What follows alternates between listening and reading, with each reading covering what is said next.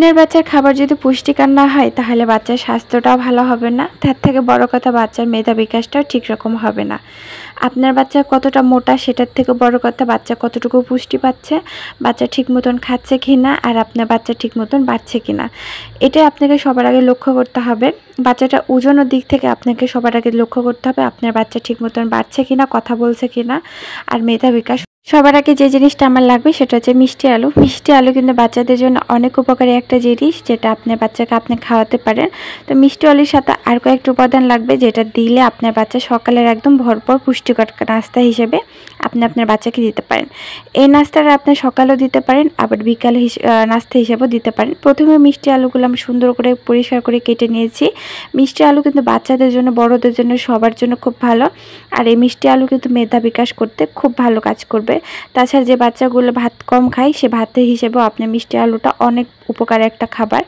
তো যাই হোক, আমি এখানে মিষ্টি আলুটা খুব ভালো করে সেদ্ধ করে নিয়েছি। আর এই আলুটা খেতেও অনেক মজা, এমনিতেও বাচ্চাদেরকে সেদ্ধ করেও আপনারা দিতে পারেন। এতে বাচ্চারা কিন্তু খাইলে একটা যদিও খায় তাতেও আপনাদের বাচ্চার অনেক উপকার আসবে। তাই যখন আপনারা ভাত রান্না করবেন তো ভাতের উপর সাইডে দিয়ে রাখবেন। যদিও আপনাদের বাচ্চা একটা করে আলুও খায় তাতেও আপনার বাচ্চাদের অনেক পুষ্টিকর হবে। তো মিষ্টি আলু সবসময় খাবার তালিকায় রাখবেন। খুব ভালো করে আমি হাত দিয়ে একদম পালিশ করে নেব, যেহেতু এটা সুজির মতন করে রান্না করব। এটার ভেতরে কোনো দানা দানা ভাব থাকা যাবে না। আমি আমার বাচ্চাকে যে ধরনের খাবার খাওয়াই, আমি সবগুলো খাবার ডাক্তারের পরামর্শ অনুযায়ী খাওয়াই। কারণ আমি মনে করি বাচ্চাদের খাবারের দিকটাকে সব থেকে বেশি নজরে রাখা উচিত। কারণ একটা বাচ্চা মোটা হওয়ার থেকে বড় কথা পুষ্টির দিক থেকে, আর আপনার বাচ্চা কতটুকু খাচ্ছে বা কী করছে এটা হচ্ছে আপনাকে সবসময় নোটিশ করে রাখতে হবে। আপনার বাচ্চা যদি সকালের নাস্তা দুপুরে খায় সেটা করলে হবে না। প্রতিটা সময় আপনি ধাপে ধাপে আপনার বাচ্চাকে খাওয়াবেন। সকালে খাওয়াবেন, আবার একটু খেলাধুলা করার পর আবার কিছুটা খাওয়ালেন। একবারে সবসময় কোনো কিছু খাওয়াতে যাবে না, একটু পর পর খাওয়াবেন। আর একবারে খাওয়াবেন না, কারণ ওরা ছোটো মানুষ, একবারে কোনো কিছু খাওয়ালে সেটা বমি করে দিতে পারে। এই যে দেখছেন আমি এখানে মিষ্টি আলু দিয়ে দিয়েছি আর তারপর পানি দিয়ে দিয়েছি। এখানে আমি 3 চামচের মতন হচ্ছে সুজি দিয়ে দিব। এই সুজিটা আমাদের বাসায় তৈরি করা, আপনারা চাইলে বাজারে কেনা সুজিটাও আপনারা দিতে পারেন। আমি এটা চালের সুজি আমি বাসায় তৈরি করেছি। আমি এখানে প্রায় 3 চামচের মতন সুজি ব্যবহার করেছি। সত্যি কথা বলতে আমি আমার মেয়েকে বাজারে কোনো জিনিসই কেনা খাওয়াই না, যেটাই তৈরি করি বাসায় তৈরি করে খাওয়াই। যেহেতু আমি এখন মনে করি যে 2-3 বছর পর্যন্ত বাসায় তৈরি করা জিনিসই খাওয়ানো উচিত। কারণ এখন ওরা চাচ্ছে না, যখন আপনার বাচ্চা চাইবে বা জেদ ধরবে তখন তো আপনাকে দিতে হবে, তখন আপনি আটকাতে পারবেন না। তো আগে থেকে আপনি যদি শখ করে দিতে থাকেন তাহলে আপনার বাচ্চার ক্ষুধাটা কিন্তু নষ্ট হয়ে যাবে। অনেকে দেখবেন যে চিপস, চকলেট এগুলো বাচ্চাকে খাওয়ায়, এগুলো না খাওয়াই আপনার বাচ্চাকে একটা কলা খাওয়াতে পারেন, একটা আপেল খাওয়াতে পারেন, একটা মিষ্টি আলু খাওয়াতে পারেন, একটা ডিম খাওয়াতে পারেন, যেটা আপনার বাচ্চার জন্য খুব উপকার আসবে। আমি এখানে 1 চামচের মতন চিনি দিলাম। এটা অপশনাল, যাদের বাচ্চা 1 বছরের নিচে তারা আপনারা চিনি না ব্যবহার করাই ভালো। আর আপনারা চাইলে এখানে হচ্ছে চিনিটা স্কিপ করে যেতে পারেন। আমার মেয়েটাই এখন চিনি একটু একটু করে খাচ্ছে, তো তার জন্য এখানে আমি চিনিটা ব্যবহার করেছি। তো আপনারা চাইলে এটা স্কিপ করে যাবেন। তারপর আমি এখানে দিয়ে দেবো একটা ডিম।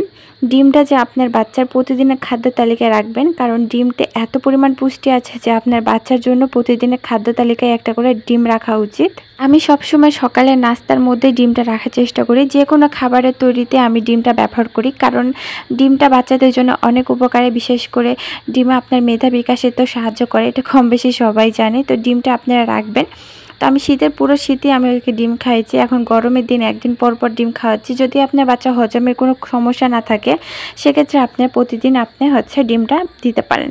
তো যাই হোক, এখানে মোটামুটি প্রায় রান্নাটা কমপ্লিট। যখন আপনার রান্নাটা প্রায় 90% হয়ে যাবে ঠিক তখনই আপনি ডিমটা এর ভেতর দিয়ে দিবেন। ডিমটা এর ভেতর দিয়ে খুব ভালো করে এটা নেড়ে নেড়ে আপনাকে এটা রান্না করতে হবে আরও 2 মিনিটের মতন। 2 মিনিট রান্না করলেই তৈরি হয়ে যাবে বাচ্চাদের এই পুষ্টিকর নাস্তা, যেটা আপনার বাচ্চার বিকাশে খুব সহায়তা করে, দ্রুত লম্বা করতে সাহায্য করে, আপনার বাচ্চার পেটের একটা ক্ষুধা যে ভাব আছে সেটা দূর করতে সাহায্য করবে। আর আপনার বাচ্চা এটাকে স্যুপের মতন করে খেতে পারবে, খুব মজা পাবে। যে বাচ্চাগুলো একটু স্যুপ জাতীয় খাবার পছন্দ করে তারা আপনারা চাইলে ঠিক এরকম করে আপনার বাচ্চাকে নাস্তা হিসেবে দিতে পারেন। এই খাবারটা খেলে আপনার বাচ্চা অনেকক্ষণ ধরে শান্তশিষ্ট থাকবে। যে বাচ্চাগুলো হচ্ছে ফিডার খায় যে বাচ্চাগুলো আলগা দুধ খায় তারা সকালে নাস্তা হিসেবে আপনারা মায়েরা আপনারা এই ধরনের খাবার দিতে পারেন। তাতে দেখবেন আপনার বাচ্চার পেট অনেকক্ষণ ভরা থাকবে আর আপনার বাচ্চাও অনেক শান্তশিষ্ট থাকবে। বাচ্চাটা খুবই আপনার পুষ্টিকর জাতীয় খাবার এটা, আর এর মধ্যে কোনো রকমের কোনো সাইড ইফেক্ট খাবার নেই যেটা আপনার বাচ্চার ক্ষতি করবে।